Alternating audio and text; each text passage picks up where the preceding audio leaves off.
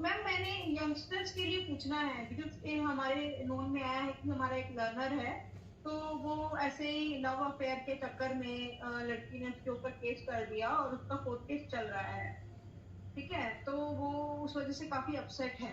ठीक है, मेरे साथ तो नहीं शेयर किया, पूनम मैम के साथ शेयर किया था उस बच्चे ने, तो वो क्लासेस नहीं कर रहा था उस टाइम पे।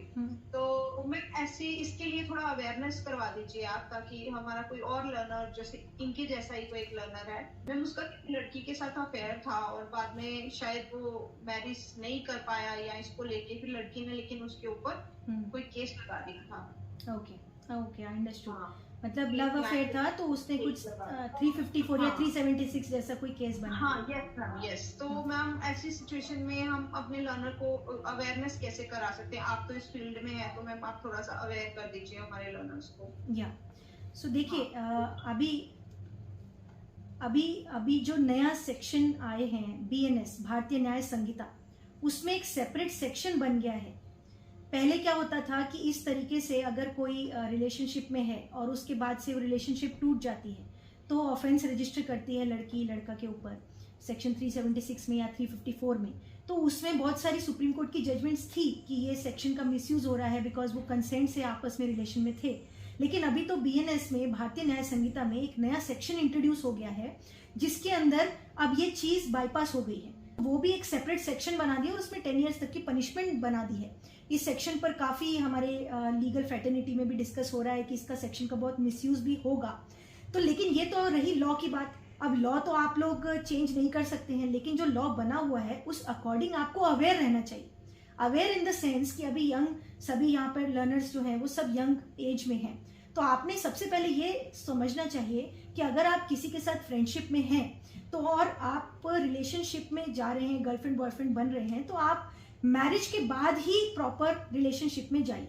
ये advice not as a only lawyer, as a आप समझ सकते हैं कि एज एन एल्डर सिस्टर आप समझ सकते हैं, या फिर एज अ सोशल एक्टिविस्ट भी मैं आपको अगर गाइड करूं तो आपने रिलेशनशिप जो इस्टेब्लिश करना है, फिजिकल रिलेशन, वो आपने शादी के बाद ही करना चाहिए, आफ्टर मैरिज।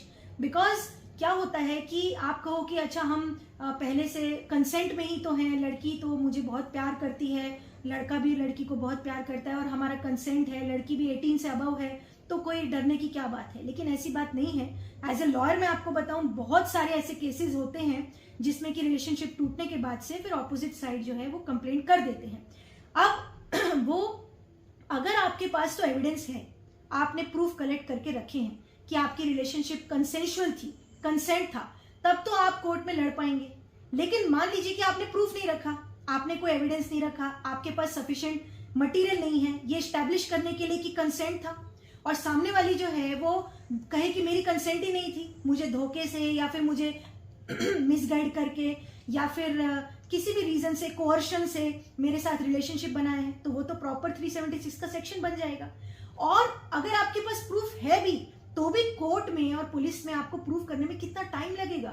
इनिशियल स्टेज पे पुलिस तो आपकी मटेरियल देखकर ऐसा तो है नहीं कि आपको अरेस्ट नहीं करेगी, आपको अरेस्ट हो जाएगा, फिर आपको कोर्ट में जाना पड़ेगा, बेल लेनी पड़ेगी, फिर ट्रायल चलेंगे। इवन इफ आपके पास अच्छा प्रूफ हो, आप क्वेश्चन में भी जाते हो अगर फॉर एग्जांपल हाई कोर्ट में, तो भी कितना टाइम लगेगा, कितने ईयर्स ऑफ लाइफ आपके वेस्ट हो जाएंगे।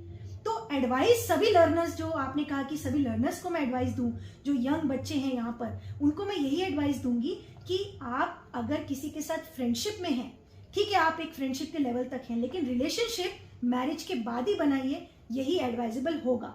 और फिर भी अगर ऐसी बात कोई है कि आपका रिलेशन आगे बढ़ रहा है, तो आप अपने पास में मटेरियल रखो, एविडेंस रखो कि कंसेंट उसका था।